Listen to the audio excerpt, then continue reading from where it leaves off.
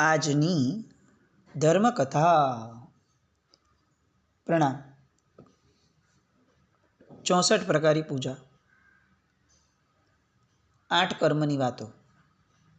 આપણને એવું લાગે કે કદાચ આખા જગતના જેટલા જીવો છે એ બધાના જીવનની અંદરમાં જેટલી પણ લાગણીઓ, જેટલા રાગ, જેટલા દ્વેષ, જે પણ અંતરાયો, જીવનના નાનામાં નાના ભાગ સમા દરેક પ્રસંગો, એનું વર્ણન આ 64 પ્રકારી પૂજામાં આવી જતું હશે. કારણ કે બધા જ પ્રસંગો, દરેક ડીડનું મૂળ કર્મ છે. અને આ કર્મને 8 ભાગમાં જે પરમાત્માના શાસનના કર્મ સાહિત્યમાં વહેંચવામાં આવ્યા છે, એ 8 ભાગની સમજણ એમણે દ્રષ્ટાંતો સાથે આપી છે. આપણને ઘણીવાર એવું લાગે કે નવકાર, પંચેન્દ્રિય વગેરે થઈ જાય, સામાયિક લેતા બેસિકલી માણસ શીખી જાય, જે પાયાની વિધિ છે, એ પછીથી એને આત્મા અને કર્મની વાતો જો નહીં શીખવીએ તો પ્રોબ્લેમ એ થશે કે એની એક ઉંમર સુધી, જ્યાં સુધી એને ભણવાની છૂટ છે આવું ધાર્મિક, ત્યાં સુધીમાં એ ફક્ત સૂત્રો ભણશે. અને સૂત્રો ભણી અને પછી તો એ સીધો જ એવા જગતમાં વહી જશે કે જ્યાં આ સૂત્રોના આધારે કંઈ થવાનું જ નથી. બહુ તો ખાલી પ્રતિક્રમણ થશે. અને એના કારણે શું થાય કે સમજણ કેળવવાની બાબતમાં ધર્મ જે કામમાં આવવો જોઈતો હતો એ એને જીવનમાં ક્યારેય કામમાં નહીં આવે. અને પછી એ સમજણ એને જે માર્ગ આપતો હશે એ માર્ગની અંદરમાં એ જોડાઈ જશે અને એનો પરમાત્માનો મૂળભૂત માર્ગ એનાથી છૂટો થતો જશે. અને કદાચ એને કોઈ માર્ગ નહીં મળે તો વગર સમજણે બિચારો મરી જશે જીવીને. આ કાવ્યોની કિંમતો આપણે ત્યાં કેમ ઘટી ગઈ એ બહુ મોટો પ્રશ્ન છે. સૂત્રની સાથે સાથે આવા કાવ્યો ભણાવવા, સૂત્રની સાથે સાથે આવી સજ્જાઈઓ, રચનાઓ, એ બધાના માધ્યમમાં સંગીત અને સંગીત સાથે હળવા શબ્દોની અંદરમાં ભારી પદાર્થો વહી જવા, આ બહુ સરળ ઘટનાઓ હતી. આ બધું આપણે ત્યાંથી લુપ્ત થઈ ગયું. છેલ્લા 25, 30, 40 વર્ષના ગાળાએ કદાચ પરમાત્માના શાસનની આખીને આખી વ્યાખ્યાઓ બદલી નાખી એવું લાગે આપણને. જે થયું તે. પણ આપણે ફરીથી આપણા પરિવારોની અંદરમાં જો આવું શરૂ કરી શકીએ તો એ બહુ ઈચ્છનીય છે કે આપણા બાળકો ભેગા આપણે 64 પ્રકારી પૂજા, કર્મ સાહિત્યની વાતો, કર્મ થિયરીમાં શ્રદ્ધાની વાતો. કારણ કે કર્મની શ્રદ્ધા વિના તો સમ્યક દર્શનની શ્રદ્ધા કે પરમાત્માની શ્રદ્ધા જ એપ્લિકેબલ નથી થતી.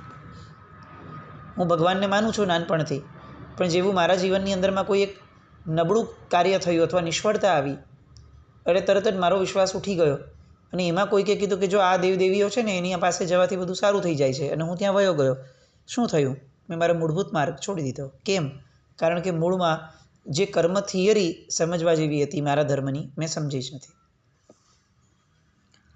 તો એ વાર્તાઓ તરફ આપણે જઈએ છીએ કે જે વાર્તાઓ આપણને આપણી કર્મ થિયરી પરની શ્રદ્ધાને દ્રઢ કરાવે. આપણે મોહનીય કર્મની વાતો ચાલુ હતી, એના પછી હવે આયુષ્ય કર્મની વાતો આવશે.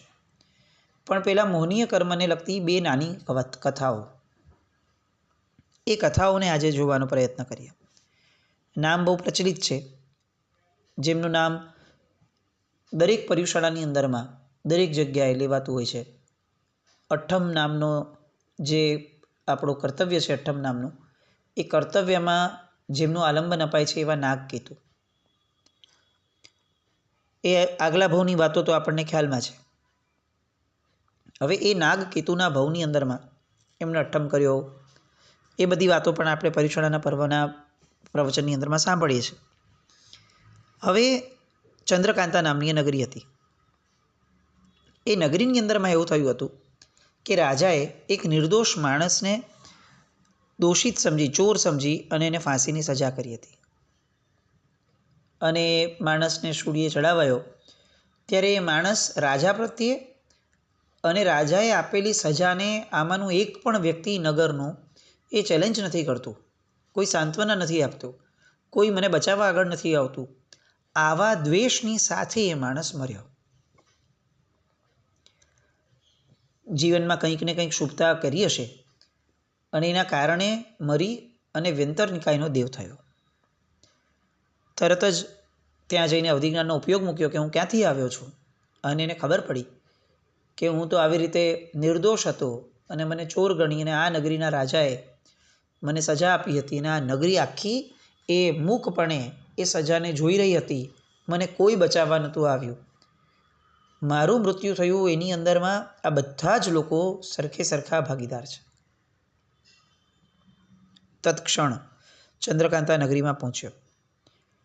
અદૃશ્ય રહીને એને વિજયસેન નામનો જે રાજા હતો કે જેણે એને સજા કરી હતી ખોટી, એ વિજયસેન રાજાની પીઠ ઉપર જોરદાર લાત મારી.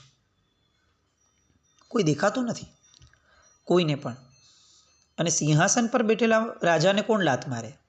આ તો અશક્ય છે. બધા બહુ ભયભીત થઈ ગયા, નાસભાગ મચી ગઈ. એવી જોરદાર લાત પડી રાજાને કે સિંહાસન પરથી નીચે ગબડી ગયો. એ પછીથી જમીન પર પટકાતા પટકાતા એ રાજા ગબડતા ગબડતા ચીસાચીસ કરવા લાગ્યો અને એને ઉલટીઓ થવા લાગી.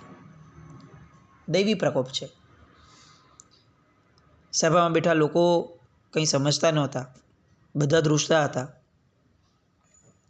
એવામાં આ વાણી થઈ, દેવવાણી, કે તમે આ જે ભયંકર પાપ આચર્યું હતું, એક નિર્દોષ વ્યક્તિને મારી નાખવાનું, અને એમાં તમે બધા જે સરખા સહભાગી થયા હતા, હવે એનું ફળ ભોગવો. સુગ્ન વ્યક્તિઓને ખ્યાલમાં આવ્યું કે આ તો દૈવી પ્રકોપ છે, કારણ કે આમે કોઈ તત્વ દેખાતું તો છે નહીં. એટલે બધે નાસભાગ થવા લાગી. હવે ફર્ધર આગળ હવે આ શું કરશે એ પ્રશ્ન બધાને બહુ મોટો સતાવતો હતો, કારણ કે આને તો કંઈ પહોંચી વળે એવી શક્યતા જ નથી. જે દેખીતું હોય એને ખાડી શકાય સત્વથી, પરાક્રમથી, બુદ્ધિથી, કોઈ પણ રીતે, પણ આને તો કોણ ખાડી શકે? નગરની અંદરમાં વાતો ફેલાવા લાગી. બધા લોકો નાસભાગ કરવા લાગ્યા. શું કરવું એ સમજાતું નહોતું ને એટલામાં આ દેવને એવું લાગ્યું કે હું આ નગરને ખતમ કરી નાખું, વાત જ પૂરી. આ જે લોકોએ ખોટું કામ કર્યું છે એને સજા તો મળવી જ જોઈએ, અને હવે હું શક્તિ સંપન્ન છું તો મને અધિકાર છે આ બધા લોકોને સજા આપવાનો. એટલે નગરની ઉપર જે પર્વત હતો નગરની ફરતે, એ પર્વત પરની મોટી શિલા, એ મોટી શિલાને એ ગબડાવવાનું શરૂ કરે છે. લોકોનું ધ્યાન જાય છે, હાહાકાર મચી જાય છે કે ભાઈ હવે તો બધા જ મરી જશું. આ શિલાઓ જો આમ ગબડવાની ચાલુ થશે એટલે આખી ને આખી નગર ઉપર આવી જશે, આખું ને આખું નગર દટાઈ જશે. બધા જ સાફ. પહેલાંને તો એ જોઈતું જ હતું દેવને. એટલે બધા જ લોકોની અંદરમાં આ બિહામણા અવાજ, આ શિલાનું વિકુરવું, આ બધું લોકોના મનની અંદરમાં એક બહુ મોટું રૌદ્ર ધ્યાન, આર્ત ધ્યાન, ભય પેદા કરવા લાગ્યું. એ સમયે નગરમાં રહેનાર એ નાગકેતુ પવિત્ર આત્મા છે. આપણને ચરિત્ર ખબર છે પૂર્વભવનું. આ બધું અઠ્ઠમ વગેરેના કારણે એમના જીવનું જે એક વિકાસક્રમ હતો એ બહુ જ પ્રબળ હતો. એ નાગકેતુને વિચાર આવ્યો કે આ આખી નગરીની અંદરમાં અનેક લોકો તો છે જ, સાથે ચતુર્વિધ સંઘ બિરાજમાન છે. શ્રમણ ભગવંતો, શ્રમણી ભગવંતો, શ્રાવકો, શ્રાવિકાઓ, કેટલા બધા જિનાલયો છે,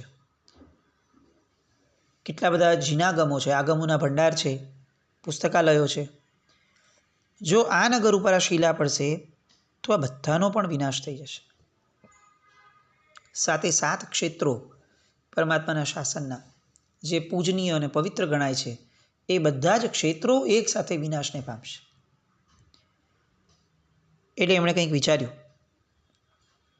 પોતાનું તપોબળ, પોતાનું આત્મબળ, પોતાની પવિત્રતાનું બળ, એ બધાને દાવ પર લગાડવાનું એણે વિચાર્યું.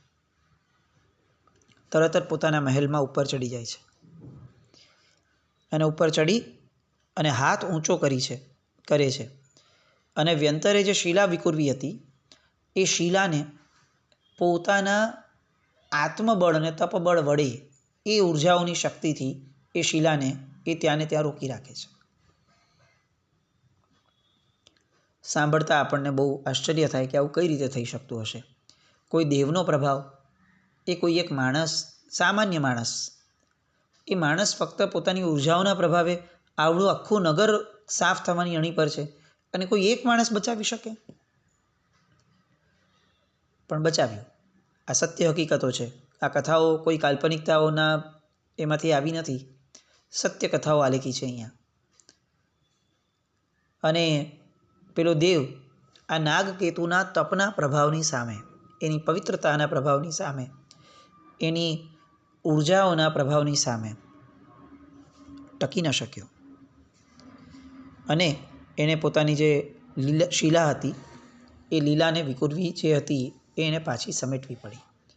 અલબત્ત ચર્ચાઓ થઈ, આખું નગર સાક્ષીપણે સાંભળે છે કે પેલો કહે છે વ્યંતર કે હું કોઈને છોડવાનો નથી. આ બધા એક એક વ્યક્તિઓ ત્યાં હાજર હતા કે જે વ્યક્તિઓએ મને મરતા જોયો છે. બધાને ખબર હતી કે હું નિર્દોષ છું, ને તેમ છતાં કોઈ એક વ્યક્તિ બોલવા નહોતું આવ્યું. આ તમે બધા જે કાયરની જેમ ઊભા હતા એ તમારો ગુનો હતો અને એની સજા સ્વરૂપે તમને લોકોને મૃત્યુ મળવું જ જોઈએ. આમ ધમધમાટ કરતી વાણી એ પોતે બોલે છે. અને સામે નાગકેતુ, એમની પવિત્રતાના બળ સિવાય પણ એમની આગળ એક બળ હતું, સુગ્નતાનું. બહુ જ સુગ્ન રીતે એ એમને પ્રેમથી સારા શબ્દોમાં ઉપશમ પાડે છે, સમજાવે છે કે તમારી વાત સાચી છે, ખરેખર આ નગરે બહુ ખોટું કર્યું છે, પણ તમે વિચારો કે નગરની સજા આ નગરમાં જે પવિત્ર આત્માઓ છે કે જેને કદાચ એની સાથે કોઈ લેવા દેવા જ ન હતું, શ્રમણ ભગવંતો, શમણી ભગવંતો, જિનાલયો, જિનાગમો, આ બધાને કેમ સજા મળવી જોઈએ? તમને જેમ મનમાં એવું છે કે એક નિર્દોષ નહોતો મરવો જોઈતો હતો, તો મારો તમને પ્રશ્ન છે કે તમે જે આ અત્યારે કરી રહ્યા છો એમાં નિર્દોષો નથી મરતા? અને પેલા દેવને પણ શુભ મતી જાગે છે, વાત તો સાચી છે, કેટલાય નિર્દોષો મરી જશે. અને તરત જ એ દેવ પણ અટકી જાય છે કે આ મારી ભૂલ છે, મારો ગુસ્સો એ વધુ પડતો છે, અને પોતે જે શિલા વિકુરવી હતી એની આખી શિલાને એ પાછું ખેંચી લે છે. એના મનને શાતા વળે છે. નાગકેતુ હવે કેટલોક ધર્મ આપે છે કે આવા ક્રોધ, આવા વેર, આ બધાના કારણે જીવ એ અનાદિકાળથી તો ભમી રહ્યો છે. તમને આ વખતે શક્તિ મળી છે, સંપન્નતા છે દેવલોકની, તો પછી આવા બધા વેરને ભૂલવું એ ખરેખર મોટાઈ છે. વેરને પકડી રાખવું એ મોટાઈ નથી. સાવ સામાન્ય માણસ હોય ને એ બદલો લે, મારી યારે જે થયું હું એવું કરીશ, એનાથી વધારે કરીશ, ઈંટનો જવાબ પથ્થરથી આપીશ, આવું એક સામાન્ય માણસ વિચારે એમાં કંઈ નવાઈ નથી. પણ એક મોટો માણસ કે જે મનની મોટાઈ લઈને બેઠો છે, એની પાસે તો કુદરત અપેક્ષા કરે છે કે ભાઈ તું આ સાયકલને ક્યાંક તોડીશ. એણે કર્યું એટલે તે કર્યું, તું કરીશ એટલે હવે એ કરશે, પાછું એનો જવાબ આપવા માટે તું કરીશ. આ ચક્રને કોણ તોડશે? તો આ ચક્રને સમજણો વ્યક્તિ તોડશે. ક્યારે તોડશે? તો કે જ્યારે એની સમજણને એ ઉજાગર કરશે ત્યારે તોડશે. તો તમે આ ક્ષણે તમારી સમજણને ઉજાગર કરો. આ તમારા હિત માટે છે, નગરનું તો હિત છે જ. અને પેલા દેવને આ નાગકેતુની વાણી એટલી બધી સ્પર્શી ગઈ. ઘણી બધી વાર આપણને એવું લાગે કે કેટલાક શબ્દો છે ને એ જે જીવદળમાંથી નીકળે છે ને એ જીવદળની કિંમત શબ્દો કરતાં ઘણી વધારે છે. કેટલાક શબ્દો કોઈ એક વ્યક્તિએ આપણને કહ્યા હોય અને એ જ સેમ શબ્દો આપણને કોઈ બીજું વ્યક્તિ કે આપણને અસર થાય છે, કારણ કે શબ્દો એ ક્યાંથી આવે છે એની મહત્તા છે. એ વિચારણામાંથી આવે છે, ગોખણપટ્ટીમાંથી આવે છે કે અનુભૂતિમાંથી આવે છે. એવી રીતે એ શબ્દોને બળ મળે છે. એ વાચા એ આપણી અંદરમાં એટલી ઊંડાણમાં જઈ શકે છે. વિચારણાનું વધારે ઊંડાણ હોય અને અનુભૂતિનું તો પરમ ઊંડાણ હોય. પણ જે ગોખણપટ્ટીમાંથી આવી છે, જે નબળા આશયમાંથી આવી છે, પ્રભાવકતાને ઊભી કરવા માટે આવી છે, એ વાણીઓ કાનને સાંભળવી ગમશે, એ મન ક્યારે મમડાવશે નહીં. નાગકેતુની વાતો જીવનના અનુભવમાંથી, અનુભૂતિમાંથી આવી છે. એમનું જીવન આ સ્તરનું છે. એટલે દેવને અસર થઈ અને એણે આખી વસ્તુ સંકેલી લીધી. મૂળ વાત, અત્યારે આપણે એવા સમયમાં જીવીએ છીએ કે જ્યાં અનેક લોકોની આવી આગાહીઓ છે કે આ જગતની અંદરમાં મોટા મોટા વિનાશો થવાના છે. આપણે અત્યારે જોઈ પણ રહ્યા છીએ. ઇઝરાયલ હોય, યુક્રેન હોય, મિડલ ઇસ્ટ છે, આ બધા ક્ષેત્રો અત્યારે એક કગાર ઉપર ઊભા છે કે જ્યાં ક્યારે બહુ મોટું વિનાશનું કારણ બની જશે એ ખબર નથી. આપણે એવું સાંભળ્યું પણ છે નાનપણથી કે એક પ્રજાતિ છે વેલંધર દેવ, કે જે લોકો આ જગતની અંદરમાં શ્રવણ સંઘ એટલે શ્રમણ અને શ્રમણી ભગવંતોની પવિત્રતાના કારણે એમના જીવનનું અવતાર કાર્ય જ આ છે કે આ સૃષ્ટિ ઉપર, ભરત ક્ષેત્રની આ ધરતી ઉપર પાણી ન ફરી વળે એટલા માટે એ લોકો પાણીને ઉલેચતા હોય છે. આ વેલંધર દેવો, એમને આવું કરવા માટે કોણ કમ્પેલ કરે છે, કોણ પ્રેરે છે? તો કે એક પવિત્ર વ્યક્તિની ઉર્જા. આપણે આ બધું જાણીએ છીએ કે દુપસાસુરી છેલ્લા થશે એ પવિત્ર આચાર્ય ભગવંત, એમની ઉર્જાઓ જ્યાં સુધી હશે આ જગતમાં ત્યાં સુધી આ પાણી નહીં ફરી જવા દે. જેવા એ કાળ કરી જશે અને આ જગત ઉપર પાણી ફરી વળશે અને સૃષ્ટિનો વિનાશ થઈ જશે. એ વાતને હજી તો ઘણા વર્ષો છે, પણ અત્યારે એક બહુ મોટા વિનાશની વાતો આપણે બધા અલગ અલગ રીતે સાંભળીએ છીએ. નાગકેતુનું આ દ્રષ્ટાંત એ આપણને પ્રેરે છે કે જો આપણે પોતે પવિત્ર થઈએ ને તો આ જગત પર આવનારી આફતો એ નાની થઈ જાય. આપણા પ્રયાસો એવા છે કે જગતની અંદરમાં જેટલું ખોટું થયું છે આપણે બધાને અટકાવીએ, પણ આ પ્રયાસોનું સામર્થ્ય બહુ નાનું છે. એની જગ્યાએ જો આપણે મોટા થવાનું વિચારીએ, આપણે પવિત્ર થવાનું વિચારીએ અને એની માટે જો અંદર ઉતરીએ તો આપણે એ મોટાઈની સામે કદાચ આસુરી તત્વોની બધી શક્તિઓ એ વામણીને વ્યર્થ પુરવાર થઈ શકે. આવશ્યક એ છે કે આપણામાંના કેટલાક પવિત્ર જીવોએ અંદર ઉતરવાની શરૂઆત કરવી જોઈએ. પોતાના આત્મબળને વિકસાવવાનો પુરુષાર્થ કરવો જોઈએ અને અંદરમાં જે પડ્યું છે એમાંથી જ એ જ માર્ગ આપવાનો છે. આપણને એમાં કોઈ બહારના માર્ગદર્શનની એટલી જરૂર નથી, કારણ કે હવે જ્યારે અંદરથી જ ગોતવું છે તો પછી અંદરનાને જ કહીએ કે ભાઈ તું જ બહાર કાઢ. પણ એ મથામણને સમય આપવો પડશે, આશય આપવો પડશે, પોતાની સમગ્રતા, પોતાનું આખું ને આખું અંદરનું માનસતંત્ર એની અંદર ઓળઘોળ કરવું પડશે. અને એમાંથી આપણી ભીતરની અંદરમાં જો ક્યાંક હળુકર્મિતા હશે તો માર્ગો નીકળશે. ખરેખર આ જગતને આવા સાધકોની જરૂર વધારે છે. આપણને એવું લાગે છે કે બહુ જ બહારના કાર્યકર્તાઓમાં આપણે ઓછા પડીએ છીએ. આમ શાસન પર આ આફત આવી છે, આ પણ એક માર્ગ છે, ના નથી. પણ આપણને એ સમજણ હોવી જોઈએ કે મૂળ તો સૂક્ષ્મના બળના આધારે આ જગત જે છે એ વધુ મોટું છત્ર મેળવી શકશે. સ્થૂળ બળોમાં તો આપણે ક્યાં પહોંચવાના? સો પ્રાયોરિટી એ આપણી આ હોવી જોઈએ. એમાંય નાગકેતુનું આ દ્રષ્ટાંત એ આપણને સમજાવે છે કે સારા શબ્દો અને અંદરની પવિત્રતા આ બંનેના સંયોજનથી આફત આખી ટળી ગઈ. આપણે આવા કેમ નથી થવું? આપણે કેમ દર વખતે તલવાર લઈને આગળ આવવા માટેનું જ વિચારવું છે? જાગો જઈનો, જાગો જઈનો એવું કહી અને એક પ્રસંગ માટે જગાડવાનું અને પછી પાછું ચીર નિદ્રામાં પોટી જવાનું.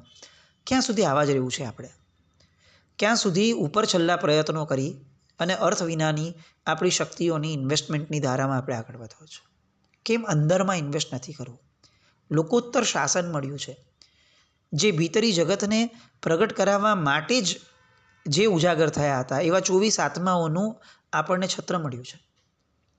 તો કેમ ભીતરમાં નથી ઉતરવું? કેમ ભીતરીય શક્તિઓને મોટી નથી કરવી? એવું બની શકે કે એમાં કદાચ સમય વધારે લાગશે, પણ જ્યારે કામ થશે ત્યારે કોન્ક્રીટ કામ થશે. એ પણ વાત ચોક્કસ છે. બહારના વ્યર્થ પુરુષાર્થો પુણ્યના આધારે જે ચાલે છે એના કરતાં નાગકેતુની જેમ પવિત્રતાના આધારે કેમ ન થાય? આપણા જીવનને આપણે પવિત્ર બનાવવાનો પુરુષાર્થ કેમ ન કરીએ? એ પણ જગત પ્રત્યેનો એક ઉપકાર છે. તો મોહનીય કર્મની આવી પણ એક જે ભ્રાંતિ ઊભી થઈ છે કે હું બહુ પ્રયત્નો કરીશ ત્યારે બધું બરાબર થઈ જશે, હું આ કરું, હું આ કરું, આની પર પરોપકાર કરું, આની પર આ કરું, આને બચાવી લઉં, આને બચાવી લઉં, હું આનું આ કરું, આને સુધારી દઉં, આને પ્રેરણા કરું, આ બધામાંથી ક્યાંક ને ક્યાંક વિરામ લઈ અને હું વિસ્ફોટ કરવા માટે અંદર ઉતરું. આવું કેમ નથી વિચારતા? માર્ગ પણ આ છે. પ્રભુ સૌથી પહેલાં આત્મવિસ્ફોટ કરે છે અને પછીથી દેશના દ્વારા આ જગતની ઉપરમાં પરોપકાર બહાવે છે. સ્વ ઉપકાર વિનાનો પરોપકાર એ તો કઈ રીતે માન્ય થશે? નાગકેતુનું આ દ્રષ્ટાંત આપણી કેટલીક ભ્રાંતિઓ ધર્મ અને શાસન માટેની એ તોડવા માટે પણ સક્ષમ બને એવું આપણે ઈચ્છીએ. આપણા પુરુષાર્થને યોગ્ય દિશામાં વાળીએ. આપણા ભીતરીય જગતને જરા હચમચાવીએ. અંદર બેઠેલો એ જે પ્રભુ છે, અંદર બેઠેલો એ જે સિદ્ધનો અંશ છે, અનંત જ્ઞાનનો ધણી જે છે, અનંત શક્તિનો ધણી છે, એને પૂજવાનું શરૂ કરીએ અને એને પાસેથી જ કેટલુંક કઢાવડાવીએ. ભલે અલબત્ત એ દેવ અને ગુરુ અને ધર્મ એ ત્રણની નિશામાં જ થવાનું છે, પણ ઉતરીએ અંદરમાં. બહારની ક્રિયાઓ ભલે ચાલતી બારે, સાથે એને સૂક્ષ્મનું બળ આપીએ. આવું કંઈક નાગકેતુના દ્રષ્ટાંતથી આપણા મોહને, આપણી મૂર્છા, આપણી ભ્રાંતિને કાઢવા માટે આપણે સમજી શકીએ એવું કંઈક અંદરથી જ આપણને સૂચન મળે એવી શુભ મંગલ કામના સાથે. જે નાગના કંઈ પણ બોલાય તો મિચ્છામિ દુક્કડમ. જૈનમ જયતિ શાસન.